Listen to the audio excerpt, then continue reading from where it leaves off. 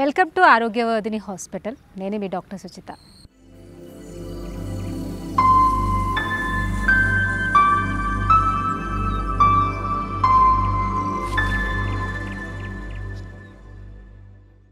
ఈ మధ్యకాలంలో చాలామంది సడన్గా చనిపోతున్నారు. సడన్గా హార్ట్ స్ట్రోక్ రావడము, చనిపోవడం.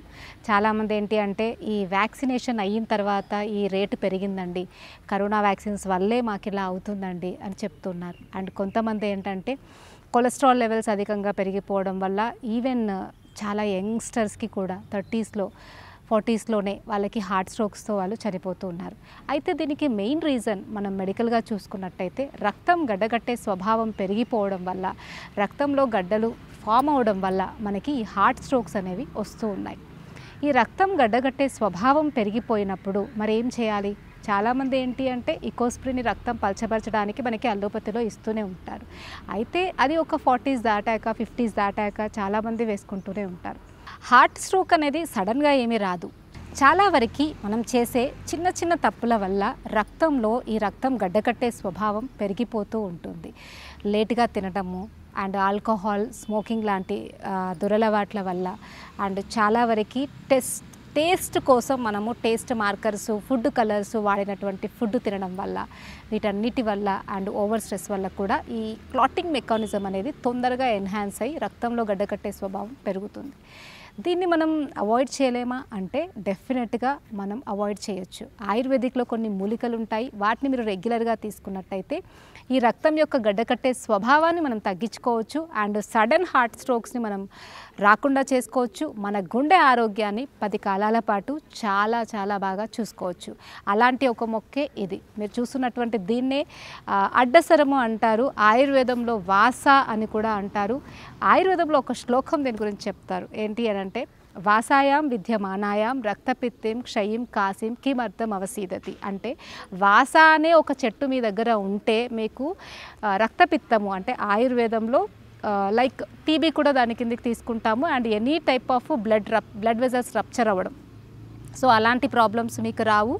అండ్ క్షయ అంటే ఒక రకమైనటువంటి టీబీ జబ్బు కావచ్చు, కాస బాగా దగ్గు జలుబు కావచ్చు, ఇవేవి కూడా మీరు బాధపడాల్సిన అవసరం లేదు. ఈ ఒక్క చెట్టు దాన్ని బాగా తగ్గిస్తుంది అని చెప్తుంది. సో రక్తంలో క్లాట్స్ ఎక్కడ అయినా, రక్తనాళాలు ఎక్కడ పగిలిపోయే స్వభావం పెరిగినా మీరు ఈ చెట్టును నిరభ్యంతరంగా వాడుకోవచ్చు. ఇది రక్తంలో క్లాట్స్ రాకుండా ప్రివెంట్ చేస్తుంది, రక్తనాళాలు చిట్లకుండా ప్రివెంట్ చేస్తుంది. ఈ మధ్యకాలంలో రక్తనాళాలు చిట్లడం అనేది చాలా సర్వసాధారణం అయిపోయింది. షుగర్ పేషెంట్స్లో అయితే కంట్లో రెటినాలో ఉండే రక్తనాళం చిట్లడం వల్ల రెటినోపతి ప్రాబ్లం, బ్రెయిన్లో ఉన్న రక్తనాళం చిట్లడం వల్ల బ్రెయిన్లో స్ట్రోక్ రావడం, సెరిబ్రల్ ఎడిమా వల్ల సివిఏ సెరిబ్రల్ వాస్కులర్ అటాక్స్ వచ్చి స్ట్రోక్తో ఒక కాలు చెయ్యి పడిపోయి పక్షవాతాలు లాంటి పెద్ద జబ్బులు రావడం. అండ్ ఆ క్లాట్ ఒకవేళ కిడ్నీలోకి వెళ్ళినట్టయితే అక్కడ కిడ్నీ ప్రాబ్లమ్స్ వల్ల క్రియాటిన్ లెవెల్స్ పెరగడం. ఇలా రక్తం గడ్డగట్టే స్వభావం పెరిగిపోయినా, రక్తనాళాలు చిట్లినా మనకి చాలా పెద్ద డ్యామేజ్ బాడీలో అవుతుంది. ఇంతకుముందు మనం మాట్లాడుతున్న టాపిక్లో లాగా సడన్ స్ట్రోక్స్ రావడం, సడన్గా హార్ట్ స్ట్రోక్స్ రావడం, ఇవన్నీ కూడా జరుగుతాయి. ఇవన్నీ మీరు ఒక సింపుల్ ఔషధాన్ని రెగ్యులర్గా తీసుకోవడం వల్ల చాలా వరకు నిరోధించవచ్చు. మొత్తం ఇదే కాదు కానీ చాలా వరకు నిరోధించవచ్చు. సో దీని ఆకు రసాన్ని ఒక 10 to 15 ml తేనెతో కలిపి మీరు రెగ్యులర్గా తీసుకుంటూ ఉన్నా, లేదా దీన్ని మరిగించి కూడా తీసుకోవచ్చు. ఒకవేళ షుగర్ ఉన్న వాళ్ళైతే ఈ ఒక ఆకు, కొంచెం శొంఠి, కొంచెం పిప్పలి అంటే ఒక పిప్పలి, ఒక చిన్న ముక్క శొంఠి, ఒక 2 మిరియాలు వేసి ఒక 2 గ్లాస్ వాటర్ పోసి గ్లాస్ అయ్యేదాకా మరిగించుకొని ఒక డికాషన్ లాగా, రోజు గ్రీన్ టీ లాగా, మీరు రోజు లేవగానే ఎలాగూ టీ తాగుతారు కదా, సో ఆ టీ ప్లేస్లో మీరు ఈ టీని రెగ్యులర్గా తీసుకున్నట్టయితే మీకు ఇంతకుముందు చెప్పినట్టుగా హార్ట్ స్ట్రోక్స్ అనేవి రాకుండా ఉంటాయి. రక్తం గడ్డ కట్టడం వల్ల వచ్చే మిగతా ప్రాబ్లమ్స్ కూడా రాకుండా ఉంటాయి. సో మీరు ఈ చెట్టును ఇంట్లో పెట్టుకొని దీన్ని రెగ్యులర్గా తీసుకోండి. లేదు మాకు కుదరదు మేడం అంటే దీంతో చేసే అటువంటి ఎన్నో రకాల మెడిసిన్స్ అందుబాటులో ఉంటాయి, లేదా దీని డ్రై పౌడర్ కూడా మనకు అందుబాటులో ఉంటుంది. దాన్ని డికాషన్ లాగా మీకు తాగిన కొంతవరకు బెనిఫిట్స్ మీరు దీని నుండి పొందొచ్చు. అయితే ఎప్పుడు కూడా మనం ఆయుర్వేదంలో ఈ ఒక్క ఆకు తీసుకోండి మీరు లైఫ్ లాంగ్ బాగుంటారు, ఈ ఒక్క ఆకు తినండి మీకు ఏ జబ్బు రాదు అని చెప్పడం కొంతవరకు మాత్రమే దాన్ని ప్రివెంట్ చేయగలుగుతుంది.